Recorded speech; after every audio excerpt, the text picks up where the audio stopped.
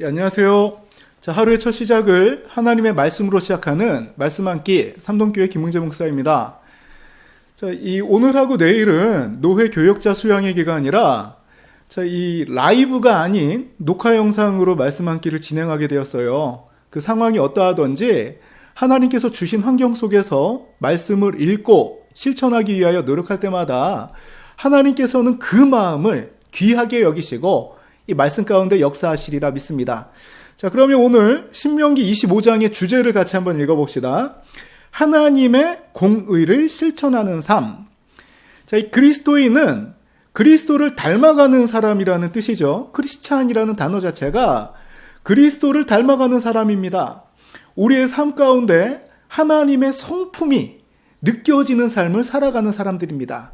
자, 그렇다면 먼저 본문의 말씀을 읽고 내용을 좀 더 나누도록 하겠습니다.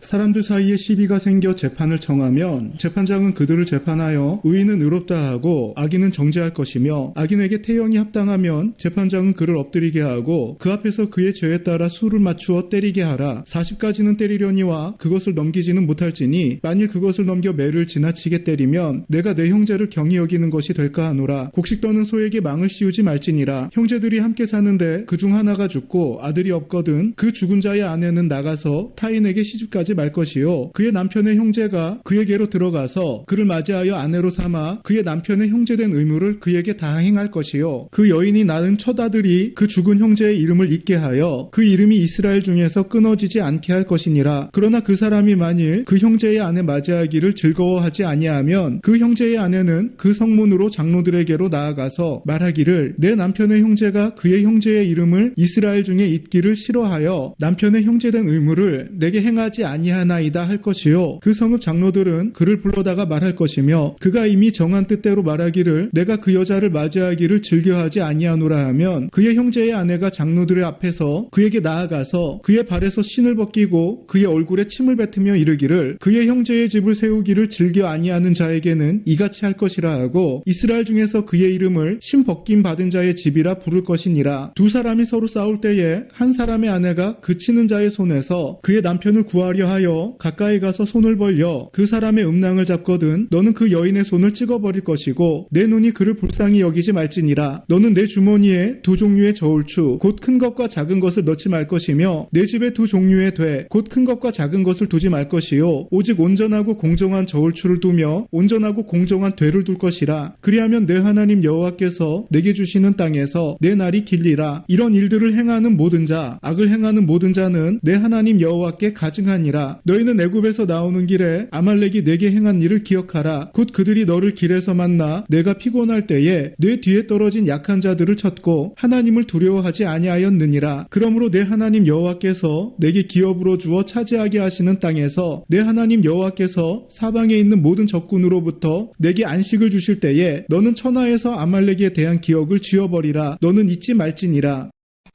예, 아멘. 자, 그렇다면 우리 내용을 좀 살펴보도록 하겠습니다. 자, 첫 번째 규례가 태형에 관련된 규례예요. 자, 태형을 40대까지만 허용을 합니다. 자, 이 히브리인에게 있어서 이 40이라는 숫자는 이 심판과 고난을 상징하는 동시에 연단을 의미하기도 합니다. 범죄자로 하여금 죄를 뉘우치고 하나님의 백성으로 성숙해질 수 있는 연단의 방법으로 40대까지의 태형을 허용한 것이에요. 자, 바울도 39대씩 5번을 태형을 당했다고 그러죠.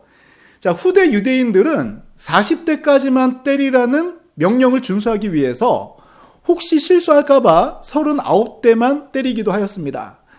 자, 때로는 우리가 바울처럼 이 사명을 감당하다가 억울한 일을 당할 때도 있습니다. 그러나 그 이상으로 채워주시는 하나님의 은혜가 있기 때문에 우리는 이 사명을 감당할 수 있는 것입니다. 자, 그 뒤에 4절의 내용을 보니까 곡식 떠는 소에게 망을 씌우지 말라고 해요. 자, 일꾼이 일한 만큼 삭슬 박는 것은 당연한 것입니다. 이 곡물을 밟아서 알곡을 분리해내는 소에게 망을 씌우지 않고 곡물의 일부를 먹는 것을 허용하는 것은 그리스도인이 가져야 할 덕목 중 이내의 부분을 말하고 있어요. 자, 소뿐 아니라 나를 위해 수고해 준 사람들에게도 감사의 표현을 할 줄 아는 사람이 사회생활을 잘하는 사람입니다.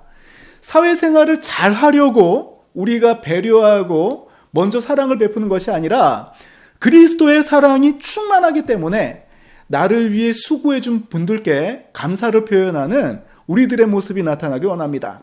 자, 그 이후의 내용을 보니까 이 수혼법에 대해서 나와요. 수혼법. 자, 형제 중에 죽으면 그 형수님이 아들이 없다. 그러면 그 형수님이나 제수씨를 우리가 책임지는 것입니다. 자, 이것을 계대 혼인법이라고도 해요. 자, 과거 남성 중심의 사회에서 여성이 혼자 생계를 이어가는 것은 매우 힘들었습니다. 형수나 제수씨가 아들이 없이 남편을 잃었다면 형제 중에서 책임을 지고 남편의 기업을 유지할 수 있도록 보호하는 조치였습니다. 형제가 없다면 가까운 친족이 이 여인의 삶을 책임져 줬어요. 오늘날에도 친족의 어려움을 외면하지 않고 가족들이 서로 조력해서 도움을 주는 넉넉한 인품이 우리들의 삶 가운데도 나타났으면 좋겠습니다. 삶이 어려워도 서로 도와야 됩니다. 자, 뭉쳐야 됩니다. 그리스도의 사랑으로 함께 살아갈 때에 하나님께서는 그 신앙 공동체를 통하여 반드시 축복해 주실 것입니다. 자, 그 이후에 다음 페이지로 넘어가서 내용을 살펴보도록 하겠습니다. 자, 여기서 보니까 이 다른 추와 여기 좀 살벌한 내용이 나오죠. 두 사람이 서로 싸울 때, 자, 그 한쪽의 아내가 남편을 도와주려고 그 사람의 음낭을 잡고선 대단한 여인입니다. 자, 그쵸, 이거 반칙이죠. 그러나 남편을 구해야겠다는 마음으로 자, 상대방의 음낭을 잡는다. 이거는 반칙입니다. 이런 반칙하지 말라는 거예요. 아무리 급박하고 위기의 순간에도 하나님의 백성으로서 지켜야 될 인품을 지키라는 것입니다. 자, 그 뒤의 내용, 우리가 오늘날 매우 필요한 내용입니다. 자, 주머니에 두 종류의 저울추를 두지 말라. 자, 이것은 무슨 말이냐? 자, 이거는 이 물건을 무게로 달아서 팔 때, 자, 이 무거운 것과 가벼운 것을 넣어서 무게를 속여서 팔지 말라는 거예요. 오늘날 주유소에서 양을 조작하는 분들도 계시죠? 어제 오늘 계속 뉴스에 나는데, 자, 이렇게 속여서 장사하지 말라는 것입니다. 여기 되도 마찬가지예요. 되도 큰 것과 작은 것을 두지 말라는 거는 이 속여서 뭔가 이익을 얻기 위해서 이 그리스도인으로서 속여서 이방인처럼 살지 말라는 거예요. 오직 온전하고 공정한 저울추와 온전하고 공정한 되로 하나님의 공의를 실천하는 삶을 살라는 것입니다. 하나님 앞에 가증된 삶을 살지 말라는 거예요.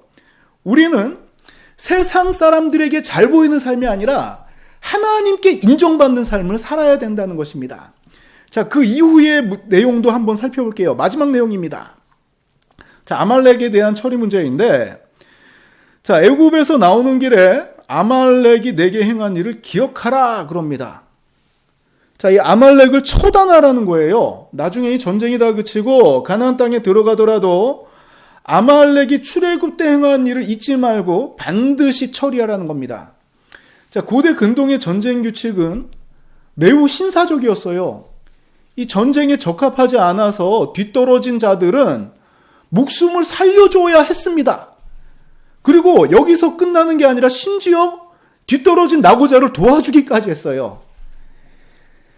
후미에 있던 이스라엘을 공격한 아말렉인들의 모습은 전쟁의 일반적인 규칙을 어긴 야만적이고 잔인한 행위였습니다.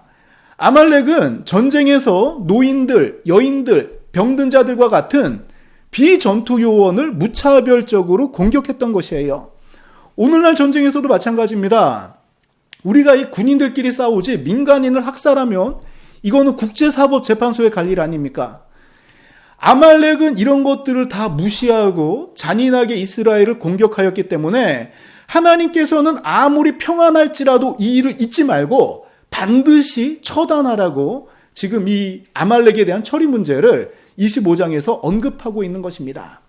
자, 여기까지가 신명기 25장의 내용인데 이미 우리가 앞서 다 한 번씩 살펴본 내용입니다.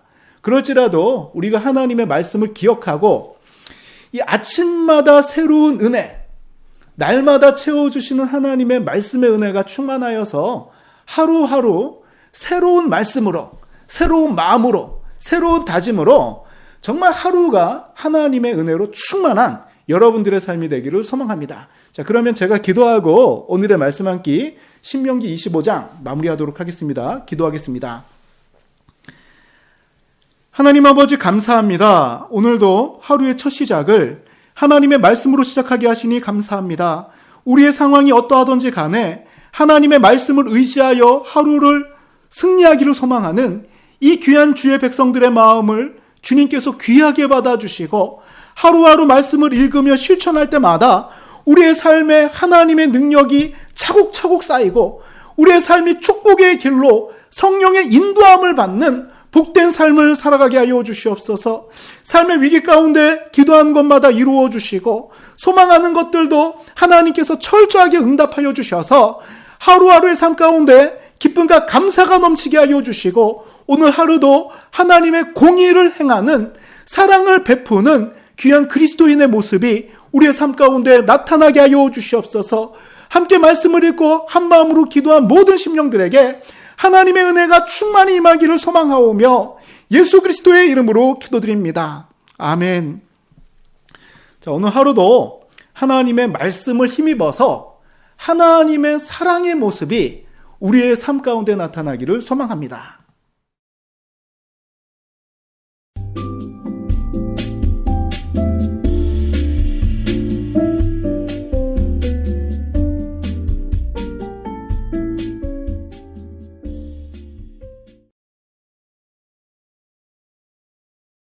예, 아멘. 자, 이 태형. 자, 처음부터 나오는 게 태형이죠. 참, 예, 화끈합니다. 자, 이 태형이라는 건, 다시 합니다.